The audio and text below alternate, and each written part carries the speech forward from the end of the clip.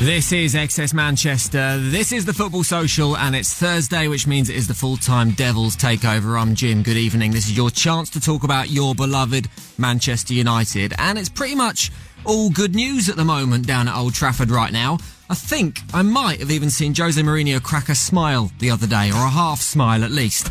Beaming from ear to ear tonight in the studio, we have our own diehard Reds. We've got Gary Drinkwater, we've got Stephen Howson, and we've got Webby, all in the studio and ready to go. Evening, boys. Good evening. Evening, pal. So, if you want to get involved, text number and the phone number you need. 87711 is the text number. If you want to pick up the phone and chat to these boys, then you can do so on 0345 111 7625. That's 0345 111 7625. The price of that is just the same as a normal local call, so there is no reason to not to get involved. Before we do any of that, I've got a bit of a confession to make, because I am not a Manchester United fan. Get out! Out you go. Get out! I never had a poster of Cristiano Ronaldo on my wall. I never hung my heart out in the Stretford End, and I never popped my collar on my red shirt back in the mid-90s. So because of that, don't be alarmed if today's show has a little bit less hyperbole, a little bit less of the ridiculous claims from these three, because anything that happens that I don't agree with, I might be forced to challenge it at some point. But there is good news amongst all this. I'm not a City fan either. Yeah, okay? that's all right. So we'll get that. Wait, you're going to have to tell us who you actually support now. No, I'm not, though. That's the thing. Well, I don't have to do that at all. Come on, is it a Premier League team? It is a Premier League team. Is it one of the top Premier League teams? No, certainly not one of the top Premier League Liverpool? teams. It's not Liverpool. It's certainly not Liverpool. As long as it's not Liverpool, Arsenal or City. Hey, look, let's talk about Manchester United. That's why we're here, because I want to start off today. Huddersfield. Sorry? Huddersfield. No, it's not Huddersfield either. Well, I know who it is, but... Yeah, exactly. You've only got about 3 left of the ones you've not named. Is it Burnley?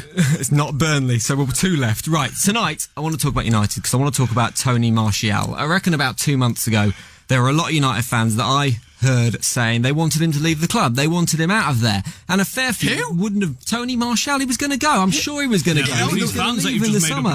There were rumours. I want to know who these fans are, though, so I can ban them from Old Trafford. Do a search on Twitter, you'll find him. Wanted him as part of a swap deal for Perisic. Sort your neck out. Well, they wanted money and Anthony Martial. We laughed at that at the time. I remember actually laughing at that at the time. Yeah. Do you think he's the solution to Manchester United's left-wing problems now? Is he the man on the left? Do you know what? Right, last season before, Anthony Martial was a striker that played on the left-hand side.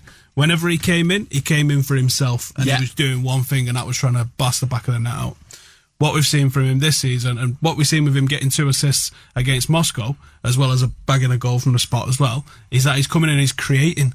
Now, that's a whole different prospect now from that left-hand side. If he's coming in and he's creating, then he can be that solution long-term as a left-sided player, and he could probably play with... Now, hang on, I'm just going to throw this as a little hypothetical at you. Go on. Griezmann on the right, Martial on the left, Lukaku down the middle. Oh. See in a bit. Ridiculous. Ridiculous. Well, it's like you were saying last night, we saw that he can cross. He can really cross the ball as well. And it's been similar with Marcus Rashford, actually, I think, recently. Where obviously we know that Rashford is a striker who's been played on the left-hand side, but even he's got a good cross on him. But Martial been massively impressed with his wing play. And like you say, it's not just the same old thing now, cutting inside and even though people couldn't deal with him when he was doing the same thing a lot every of that week, could be down to the movement from Lukaku up front, though. Yeah. Because Zlatan wasn't making him angled runs in behind and stuff. He'd sort of stand still, wouldn't he? I'll tell you what, Webby, I know you'll want to have a go at this, but last night, did you hear it on commentary? Did you hear them talking about Lukaku? This is a genuine quote. I can't remember who did it, but I think it was Michael Owen. And he's genuinely said that Lukaku just has to be there to score goals. Absolute nonsense. Oh. Absolute nonsense. That first goal that he scored, he was acting like he did nothing to score it. He pushed it. You see the cross coming in, he's put his arm on the defender, he's used his weight, he's got above him. He wasn't a small lad who he out-jumped, and he's finished it well, but check it with a pinch of salt, Michael. Well, isn't that the sign of a good player? If they can look like they're doing absolutely nothing and influence games, that's the sign of a decent player, isn't it? I don't think you look at Lukaku and think that he's doing absolutely nothing, though, because the guy puts a shift in. People do, though. People do say it. They say, oh, he's just dead lazy. It's like, he's not. So, you know what I can't stand? They're just the same old adjectives being used, like strength, power. It's like the guy has to be very intelligent to get the space that he makes and makes the run. He's a very intelligent player. He's always on the move. His movement's class. I think he peels off to the left a little bit too much. Like on our right-hand side, his left. There's this back to goal. Yeah. He kind of peels off a little bit there. I think if he doubled up on the other side, especially with Tony Marshall on that side. Just going back to what Jim said about Martial, I think this year he's playing with confidence. We had a bad last year, personal. We know about his personal stuff, and it's going to affect him as a kid with a load of money. He's coming to the biggest club in the world, you know, and he's getting followed every minute of the day, and he's taking pictures of his missus and his baby. And for me, last year, the French thing, he looked like he was sulking a bit. He wasn't getting a run, but the game last night, I cannot imagine a better game he's played for us. It was frightening. That Russian defence is still in hospital with twisted blood. You know, that's how bad it is, and it's only great for us. You know, we've got two young lads there who are fighting for the place. I'd love to see them both down the middle. There are a load of players that played really well last night. Martial was one of them. Is that just because CSKA were poor? They looked Sunday League at times. I don't think they were poor. You got to beat what's put in front of you. I think they are poor, to be honest. Yeah, but last year, the other year it was a 1-1 draw. I said before the game, I would have took a draw last night. Before the game. The same. Everyone laughing at Liverpool getting a draw. I'd have took it. Great result. Everyone's saying that. I had a joke on Twitter, Liverpool are losing, and they equalised within about 30 seconds of the tweet. But then you've got to look at a draw was a great result, you know, and I would have took the same last night. Fergie would have took a draw away in Europe. Yeah. But like last night, the two early goals has killed them. They've had to change their game totally. And they didn't have the plans. We had the power. And again, Matic last night, I watched that ball he put through for Darmian. It was Scholes-esque, you know, and Darmian should have scored to make it 5-0. And everyone, like Jim said, everyone played well. Everyone put a shift in. Ashley Young done a great shift. And I thought Blind played well. I thought the centre, even Chris Smalling, I think they all had a great game. Speaking of Lukaku and movement and all that lot, that first goal that he puts away, he starts. And Herrera wins a tackle in the middle of the pitch. Yeah. He passes it to Lukaku, who puts an absolute beaut of a ball in behind that fullback, which Tony Marshall gets on the end of, has a bit of a mess about with it, and he's made the run then into the box. He's come all the way from the halfway line to get on the end of that. Michael Owen, shut your mouth. Did you even watch that goal? No, he just had to be there. He just had to run 50-odd yards after putting an unbelievable ball in. Michael Owen, he's got posters of Lukaku on his wall. We're going to go to the phones now. If you want to get involved, 0345 111 7625 is the number. That's 0345 111 7625. We can talk about anything you want, but I like to talk about Tony Martial. I want to know what you think of him so far this season. His stats speak for themselves. 400 minutes, 5 goals, 4 assists. That's 44 minutes for every goal and assist so far this season. Brad's on line 1. Evening, Brad. Hey, all right, mate. How's it going? Very good, Tom. What do you want to say, mate? Well, just carrying on from the Martial stuff. I mean, it's great that he's getting all these stats. He's obviously playing fantastic. But I think even more important than that, it's just the backbone that he's shown. Like, obviously the criticism he was getting from Mourinho himself as well was pretty public. And we obviously weren't sure whether he was even going to stay on. To come back from all that and start the season the way he has, starting the season on the bench as well, to come and answer the way he has, it's as impressive as the stats themselves. I think it says a lot about modern football that there were people actually doubting him at the end of last season. Yeah. Like, seriously, I mean, like the season before, the way he burst onto the scene was unbelievable. And scorer in his first season.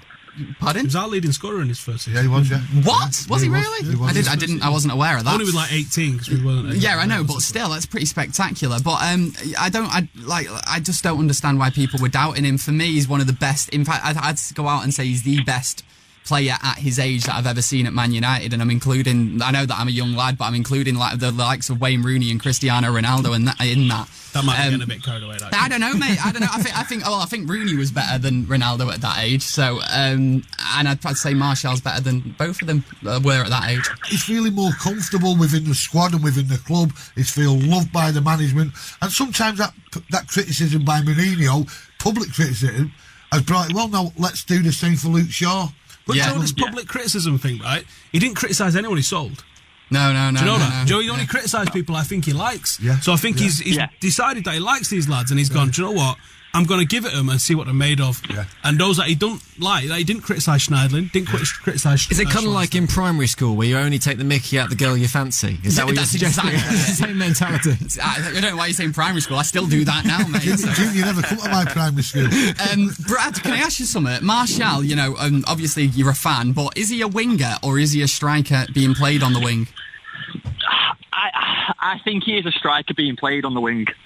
But I think the way the team's set up now, I think it's hard to play it any other way. I think you've got to play Martial against Palace because I think that I like to see Rashford played in the games where you think it's going to be a little bit tough. Stoke away, Southampton away. These are the games that you want that determination, work rate, energy. Whereas actually, Crystal Palace at home, forget respect. We should go and absolutely annihilate these. And I think the way to do that is to put our best finishers in the pitch. And I don't think you can compare Rashford's finishing to Martial's finishing. I think they offer totally different things. And against Chelsea last year, I thought Rashford and Lingard up front, the energy, the work rate of those two completely took the Chelsea defence out of the game. But this is a whole different game now. Crystal Palace can't score a goal. They offer us little threat. You don't need that same sort of work best rate. Player can't play. Yeah. As well. Yeah, Fosu Mensah can't play. So it'll probably be 1-0. So I think this is the game that you've got to play in, but I wouldn't be shocked to see Jose totally change it. This is XS Manchester, the Football Social Full-Time Devils takeover. We've got Stephen Howson, Gaz Drinkwater and Webby all in the studio waiting to take your calls. 0345 111 7625 is the number. 87711 is the text number. Rob's on the line. Evening, Rob. What do you want to say, mate? Good evening. Yeah, just, well, firstly, Jim, I felt sorry for you, mate, after your plea for people to ring up, so I thought I'll do the decent thing and ring up and contribute to that. Well, firstly, obviously, like you guys, absolutely chuffed with the start to the season. It's been phenomenal. But I rung up a few weeks ago and said, for me, we're still missing something in our squad, which is why I've just got a horrible feeling against the better teams, home and away. We might just struggle a little bit. I still think we need an out-and-out winger, somebody who can consistently cross the ball. Do you not think that Martial is maybe showing that he can become that winger? Because I've been surprised at his delivery this season so far. I think where we are so far with Martial is a combination of who we've played, and that's no disrespect to him. You can only beat who's put in front of you. But also the fact that, listen, he's probably the best dribbler we've got in the squad. His dribbling is absolutely brilliant. It's first class. But if I'm a fullback, right, and he's playing on the left side, I am going to keep him on his left foot. That's all I'm going to do. I'm going to say, right, okay, if you're going to beat me, I'm going to make sure that the ball's going in on your left and not your right. I think the good thing that we've got is most of the top teams are playing a back three. So he's not really going to have a fullback that's up against him. It's going to be someone that's also got a lot of attacking responsibilities. And the bigger teams tend to attack you more than the smaller teams as well, meaning that there's more space. We saw that under Lou Van Gaal, that actually we performed better because we didn't have to break them teams down because they attacked. I think there's going to be an element of that a little bit this year with United. But if you leave Perisic out of it for a sec, who can you name in world football at the moment that's an actual I was going to say winger? that. Who would you? We got Perisic. He signed a new contract. Who would you fancy? Who's out there? He's permanently injured. If you'd asked me sort of 18 months ago, I would have said the German lad, Marco Reus. But unfortunately, the last 18 months, he's just been perpetually injured. He's another guy that cuts in, though. All of them are like inverted forwards, aren't they? From Neymar to all of them. That traditional winger is a rare beast at the moment, isn't it? I might be proved wrong. If Ashley Young, continues in this vein, if Valencia continues in this vein, and most importantly, if Luke Shaw becomes the player that we know he is, or can potentially be. I mean, people forget a few years ago he was voted the best left back in the Premier League. So if we can get him where he should be and we start playing three at the back, then the problem resolves itself. Nice one. Cheers, Rob. Thank you very much for that. Cheers for coming on, mate. 0345 111 7625 is the number if you want to get involved. 87711 if you want to send us a text. So earlier today, after Lukaku's performance last night, I think is it 9 goals in 9 games?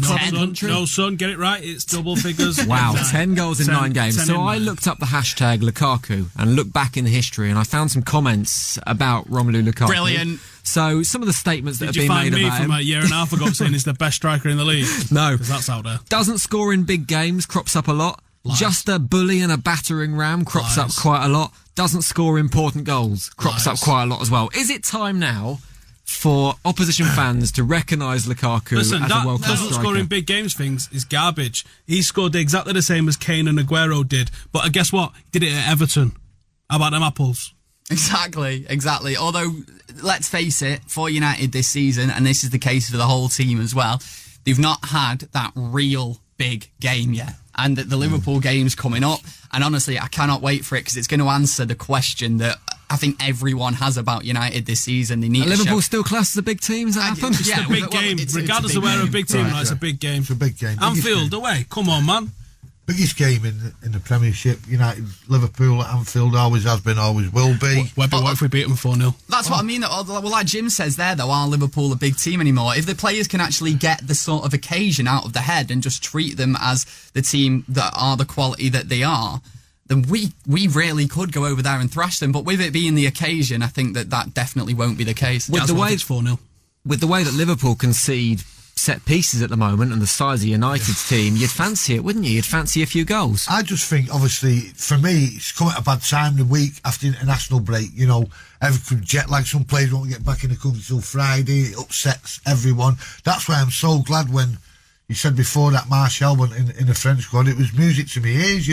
Liverpool management was thinking, he's got a week off, this kid. He's playing the best he's played since he's come over to the country. Now he's got a nice week's break. For me, I wish it would have been a couple of more weeks then, but like you said, it's still be a test. It doesn't matter if United are the top of the league and Liverpool are the bottom of the league. It's the same for them as well. Yeah, of course it is, but it's going to be a right match. I can't wait for it to come around. Webby, what if we beat them 4-0? Oh. Don't put them ideas in my head, mate. Yeah, but what happens? Really let's just hypothetical. This is the week after we just beat Liverpool 4-0. There's nothing an opposition fan can say. Lukaku's on like 15 goals in 12 games or something, right? And what? Say something now. Get out. Let's talk about the Premier League then. Best league in the world. It's Palace this weekend. 3 points, isn't it? See? 3 How points. can we say that and then say that? They can't score a goal. I just think, obviously, if you look at the City game, 44 minutes before City broke them down, obviously 5-0. We've got to be patient. And you can feel some of the people in the crowd, if we're not 3 or 4 up after 20 minutes, he's got to go, sub him. Just be patient, we'll get the 3 points. I'll take 1-0 now, Jim. Well, if you're Hodgson, you're playing for the 0-0, aren't you? Because they've got nothing up front at all. They're going to spend all week on how to just go in front of the ball. And obviously, the best player they've had this season is our player who cannot play. Timothy Forster-Mensah can't play, so they're going to have to make movements there. Like I said to you before, Jim, they've spent some money, Palace, but it all seems to be midfielders. Players who aren't playing. They can only play so many in there. The kid Townsend, who I thought was good at Tottenham, he's done absolutely nothing. He's not getting the game. The kid Kabaye from Newcastle who went to Palace, he just wants to kick you. So I think they've got real problems, Palace. Webby, I've seen you play Sunday League, so let's not have a go at some other kicking people like that. That was a long time ago, Stephen. At some point, the Palace luck has to break, though, doesn't it? They've got to score a goal at some point, and they've got to get a point at some point. Because United are on this unbelievable roll. People are going to come to Old Trafford on Saturday and expect that United do exactly the same as City do, and if they don't, they're going to moan. Exactly. But realistically, like Webby said... You said 2-0 last night, didn't you? Yeah, I'm still thinking 2-0. I think it's going to take us a long time to break them down. Now, we might score after a minute, right? That could definitely happen against this Palace team. But I think it's probably going to be like an hour before we get a goal, because they're just going to be throwing bodies behind the ball. They're not going to look to play football with us at all. And that's why I think you've got to go with 5 forwards almost. You've got to preempt that. Look, they're not going to deal with... If we could score 2 goals, we're winning this game, because they're not scoring more than 2, are they? So they might score 1 against us. They're not scoring 2. So let's just put a load of forwards on. 0-3, I don't know. It's got a feeling about that one. It could be the Acca Buster. The one result that lets you down. It could be that one. Jim, don't say that. 0345 111 7625 is the number if you want to get involved. 87711 is the text number. We're going to be looking at the good and the bad from Old Trafford next, as Webby has a whinge and Gaz has got his nice one. This is the Exodus Manchester Football Social Full-Time Devils Takeover. It's time to look on the negative side of things, because Webby has got a whinge. What's been bugging you? What's been bugging you, Webby? Yeah, obviously this afternoon, coming from work, getting home to find out that Ancelotti's been sacked. And it's today's modern chairman. He's won 9, he's lost 2, he's drew 1, he got beat by PSG 3-0, which isn't a bad result really if you look at it nowadays. He's been sacked for the Bayern Munich game. Now, obviously the team we played Saturday, Crystal Palace, he must have spent half last year looking at De Boer, sorting out the structure, his wages, speaking to his people. Sack him after 4 games. Now, imagine if the scenario with Martin Edwards and Fergie in that 89-90, imagine a scenario there that we never got the chance. And I think today, there's that much money. Obviously, we know that much money is involved and it's different from the 90s, but chairman, give your manager a chance. 4 games into a season, you're getting sacked and you're starting all over again. Now, just say you're that player who that manager's bought. This new manager might not fancy you. and then it's throwing your livelihood out the window. I think the chairman have got to relax. I know it's hard, but give him at least 10 games and then change it. But even 10 games is nothing, no, in a grand scheme. I know it's quarter of the season, isn't it, really? But after 4 games, Steve, to sack a manager. If you look at, we was talking before about the Palace game at Burnley. I watched the game, the back pass from the lad who used to be at Bolton. Palace should have won that game. A bit more luck. Benteke, if he was interested, could have got a couple of goals. But for me, and to put it today, Ancelotti, who's a great manager, was a great player. I'd have had him at United at one point. One of my favourite non-United teams, mate, that 89 Milan team. And he's been sacked. He's been sacked today by Munich, so that's my moan. Give the managers more of a chance. Well, the thing is about that as well is I've seen some people say, I don't feel sorry for them to get the big payoff. It's not like they're struggling after it. But it's not all about the manager. It goes beyond that. It's all about the players as well, especially the young lads. What manager is going to want to take a risk with a young player if he knows that he could get sacked from 2-3 bad results? It's all relative. All that instant gratification does is just feed into itself, and you don't get people building dynasties, and you don't get the likes of Mourinho's not comfortable bringing through youth because I'm going to be here in 2 years' time. Why do I care about that? And I hope that's changed with him at United, but that remains to be seen whether it has changed. But this is just the price of the reward for success and the price of failure now, isn't it? And the money involved, the difference between finishing just one place in the Premier League is big bucks now. Getting relegated costs you millions and millions of pounds. I mean, okay, they don't want to get relegated. I get that. But are they winning the Champions League in 5 years? No, they're not. So build something sustainable. Like they're talking about signing Carlton Cole, who's been binned off from being an Indonesian Premier League player because he's too fat or something, right? So why have they got nobody in the academy that they can go to instead of Carlton Cole? That's an absolute disgrace. That if they've got no other strikers in there, right? Huddersfield closed their academy last week, closed it from under 16, said, forget about it. Yeah. That's an absolute joke. That should be a requisite of being in the Premier League, that you've got a Category 1 academy. I completely agree. And it is now for the women's football in the new rules that are in the new Super League. You have to have a youth academy for the women's teams to actually be in the top division. Sorry to interrupt. How's Huddersfield managed to get away with that? They've fought for so many years to get in the big time. It brings more for the kids. I'm going to sign for Huddersfield as a junior. They're in the Premiership and they've scrapped it. They've got an 18s and a 23s, which is the Premier League 18s and 23s requirement, but they don't care about under 16s and below. It's a joke. Didn't Newcastle do the same thing? I'm sure reserves. Newcastle did. They scrapped the reserves, didn't they, a few years back? Oh, I hope they both go down. You've got to give them years. All right, it's clearly worked for United getting rid of Van Gaal and bringing in Mourinho. It's clearly worked. But even while Van Gaal was making us sit for all those balls, I was like, this is a big job. It takes more time. And it still took Mourinho that extra season building on top of what Van Gaal had built. Do you credit Van Gaal then with building a base for it? Producer Chris found a video from that I said about when Van Gaal joined the other day, and he was telling me, I said, he might not be great while he's here for us, but he will set us up for the future. I tell you what, call me Mystic Mac. I predict these things. We're going to finish on positivity and get Gaz's nice one very soon. But before we do that, we're going to speak to Andy, because Andy's on the phone. Evening, Andy. Evening, guys. You okay? Yes, Tay. Andy T. How's it going, mate? Hi, guys. You alright? Yeah. Yeah, I'm good. still absolutely buzzing from last night. We just played sexy football, and I can't see anyone stopping us at the moment. Not even Crystal Palace. Oh man, if we can't beat Crystal Palace after City putting 5 past them last week, then something is wrong. Did City put 5 or was it 6? No, it's 5. Was it 5? Was it 5? Yeah, I know what you're saying, Andy. But do you not think that we've not come up against a team yet that's proper part the bus? So you're not like a little bit worried, a little bit concerned coming up against Palace, who'll probably do that? Yeah, well, they probably will do that. I mean, they'll try and get a point. You know, it's his second game. I mean, what a baptism fire for Roy Hodgson. Your first 2 games straight to Manchester City and Man United. You're on a hiding to nothing, but it's football. But I think our big test will come after the international break with Liverpool. What do you make of that? Are you nervous? No, I'm quietly confident because Liverpool can't defend. I wasn't saying we was going to win 4-0. I was just saying, what if we did? Right, okay. What do you say, Andy? We Spanish Scousers, they won't hear the end of it. When is the first big test? Right, so Liverpool isn't the big test. Yeah, it is.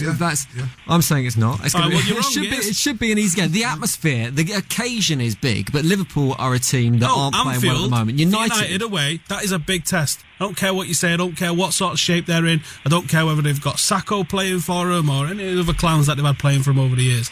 Anfield away is a big test for any United team. Fact. All right, so if United win that game comfortably, that's it, they're there. Yeah. That's it, the season. Yeah, I'm going to start booking parades. I was going to say, that's it, we've won it then, I'm done, I'm not...